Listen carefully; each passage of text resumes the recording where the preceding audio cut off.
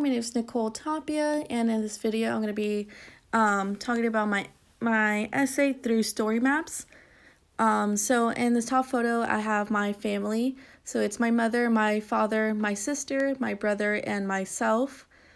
When people picture family, they imagine a nuclear family, which is a mother, a father, and their biological children. However, through this class, I have learned that family is vastly open to interpretation. Factors such as social class, race, gender, and immigration patterns shape the family, creating each to be very unique. Personally, my family consists of my father, my mother, my half-brother and younger sister, and myself. For the purpose of this paper, I chose to write about my mother and my older brothers, and they were both my interviewees for this class. Although I am part of the family prior to my birth, I acknowledge that they lived a very different life to which I was thankfully provided with and grew up.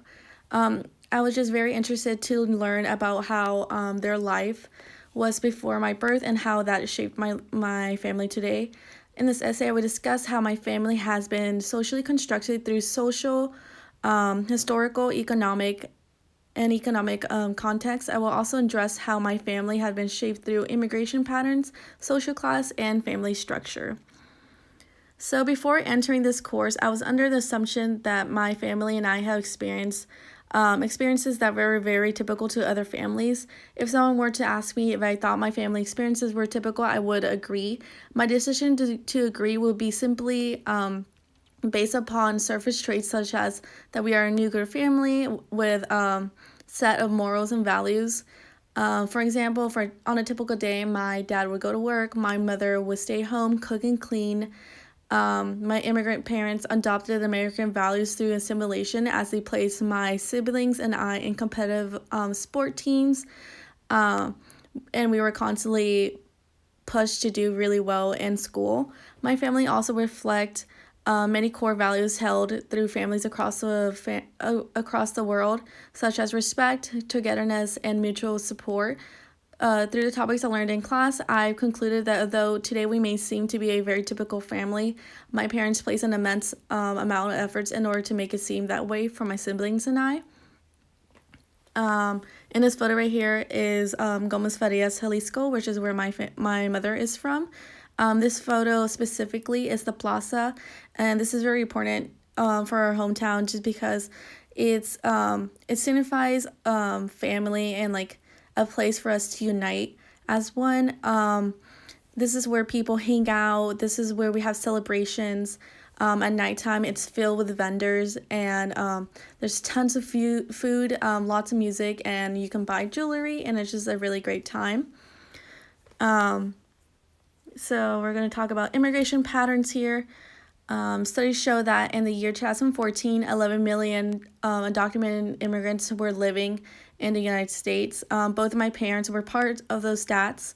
Immigration plays an important role in my family as both of my parents are immigrants from Mexico and came to the United States at a very young age of 17 and 18. My mother left her small town of Gomez Farias, Jalisco, Mexico at the young age of 17 to the United States in order to break from the social constructed expectations that her small hometown created, that every woman was destined to become a wife, a mother, and a housewife.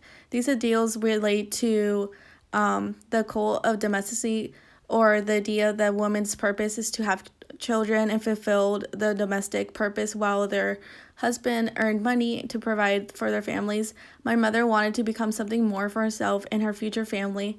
Gabby came from a very poor family and had 9 siblings. Her education ended in middle school as her and her 9 siblings were all expected to help around the farm in order to support one another.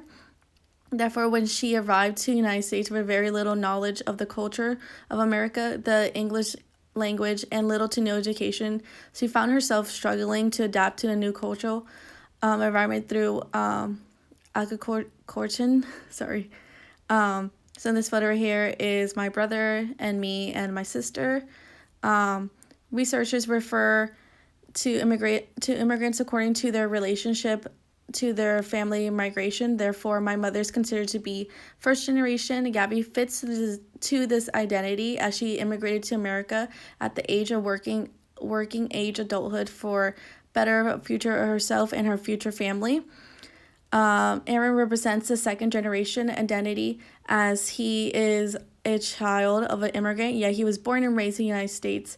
I also noticed that agriculture Corton, I don't even know how to pronounce it, I'm sorry, does in fact lead to conflict, as the textbook noted. For example, Aaron, it was much easier for him to adapt to the American culture, and he also learned English through his education that he received growing up, whereas my parents struggled to leave their old culture behind and in efforts to adapt. This inevitably causes strain in the mother and son relationship dynamic, as Aaron was constantly used as a translator in every situation my parents were placed in. Even when Aaron may have not understood the situation himself due to a young age or simply how complex the situation was itself. Although I do identify as second generation, I have found that the large age gap between my brother and myself were filled with my parents adapting to the American culture. Between the years I was born, my parents focused on blending into the American society by learning English and finding stable jobs, thus allowing myself and my youngest sister not endure the same struggles as Aaron did, such as translating as we were growing up. And it was just much simple for us because my parents had more experience of learning how to raise a child in America. So we're going to talk about race and class. The textbook recognizes that the viewing class of the ladder of the economic resources is very unrealistic, and they propose that the class, social class, are like categories. They propose boxes as they illustrate barriers between groups that make it hard to climb around others. It make it hard to climb around rather than the ladder, which only focus on individuals. A barrier I would like to focus that relates to my family is the barrier of being a immigrant. Many immigrants enter the United States and hoping to achieve the goal of achieving what is known as the American dream. The American dream has become the national ethos of the United States as it represents success through upward social mobility for family and children, which is achieved through hard work in society. Social mobility is important to immigrant integration, as many immigrants, including my parents, come to America with nothing but in hopes of becoming something. First-generation immigrants commonly experience downward mobility when they migrate, as they are always placed in. They are overrepresented in low-skilled and low-earning jobs. First-generation immigrants experience a downward mobility due to factors such as language barriers, low education levels, issues accessing opportunities through social networks, and unfortunately discrimination against racial minorities or issues where an immigrant background can play a role. So in this photo right here is just me and my mom. This is applicable to my family, as when my parents arrived in America, they had no knowledge of the English language, thus making it difficult to apply for jobs that is higher in pay. When my mother arrived, she settled to be a house cleaner for a hotel, which is a low-skilled and low-paying job, but that's all she could have at the time. As I previously stated, my mother education ended at middle school, therefore she also had low education levels. This made her a poor candidate in the job market. Poverty is also proven to have correlation with the family structure, as those who lived in a household headed by single mothers are much likely to be poorer than other groups in the United States. For example, studies show that 30% of families headed by single mother fall below the official poverty line. Unfortunately, this played a huge role in Aaron's childhood, as my mother was a single parent and the only source of income was being a housekeeper, which led the family of two to be part of the lower class with high degree of economic insecurity. My mother and Aaron struggled to have a safe place to live and have food on their plate every day. This experience made my brother and mother more humble and hardworking. As my mother met my father in the household, began receiving two incomes. The family of three was able to make their way up and belong in the working class. Today, my family was able to climb the social ladder and can identify as being part of the middle class. My parents have stable jobs. Today, my parents have stable jobs that allow them to provide for myself and my siblings. And right here is just a photo of my parents and I. Social class is applicable within families as it explains the concept of life changes as the job or income of a parent directly affects the life chances of their children's. An example provided by the textbook is that children whose parents have high income are much likely to complete college, which will ultimately influence the life chances of the children, therefore the class position in the future. An example is that a student with a low income set of parents are less likely to complete college is that the cost of education places an additional barrier to success on families and increasingly make it hard to complete college just because it's like really hard to afford to attend. This is applicable to my family today because both of my sister and I are enrolled in university, but we both work full-time jobs in order to help pay for our tuitions. Both of my parents have very minimal education as they both grew up in Mexico. Education was not an option for them as they were essential to keep their family farm going and help provide for the family. This caused my parents to value education as they experienced firsthand how difficult it is to see without it. This also caused my parents to constantly push my siblings and I to do the best we can. Right here, we're going to talk about family structure, and this is my brother and I. Studies indicate that the generational change is evident within the Latino immigrant community, such as the age of children. I would have to agree, as my mother only had 3 children compared to her mother who had 9, which is considered to be very normal in her culture and hometown. My mother had my brother Aaron at the age of 19 with a different man who isn't my father and husband today. Although I don't view Aaron as this, he is my half-sibling as we only share one biological parent. My family would identify as a blended family. The textbook asserts that women with children are less likely to marry due to the lack of the man just being a stepfather, but luckily my father Jaime was more than willing to raise my brother as his own. America has made remarrying very common within their society. However, the Mexican culture has looked down upon marrying a woman who already has a child with another man.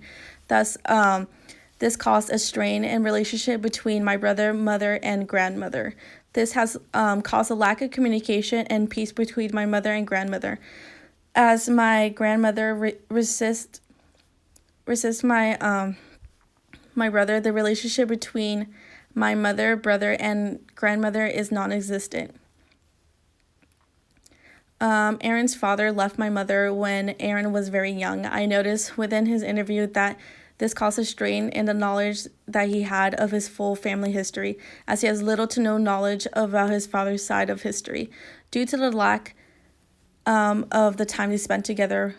Whereas my mother illustrated within her interview, she knew everything about her family history. This is due to her socialization of growing up in a small pueblo in Mexico, where her whole entire family occupied the neighborhoods and still do to this day. This proves to me that there's a correlation between the amount of contact one has with their family and the knowledge that they have about their family history. Elements such as relationship with your parents and how much you interact with your family influence how much one learns about their family. Personally, I see my family not that often due to how far they live, but thankfully my mother's more than willing to share her stories with me. In conclusion, this research paper was able to enlighten me how struggles such as immigration patterns, being part of the lower class, and family structure has shaped my family today.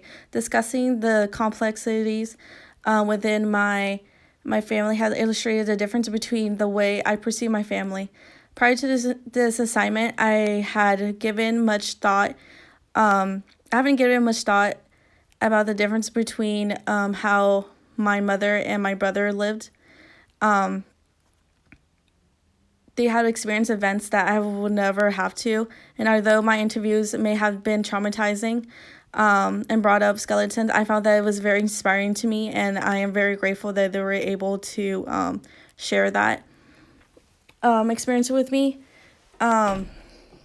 So some issues I had with this interview was that, again, there was a lot of skeletons that we didn't really speak about, such as my brother being my half brother. I found, although we know that he's my half brother, it was something that my mother wasn't very willing to talk about with us, and neither was my brother, just because he didn't want to be treated as a half brother, and he wanted me to view him as a full brother. I didn't learn about this until I was like 13. And to this day, I don't really know much about it. But I think this made my assignment, from the knowledge I gained from this assignment, more rich, just because I learned so much more, and it gave me opportunity again to just appreciate how far my family has come. But yeah, okay, thank you.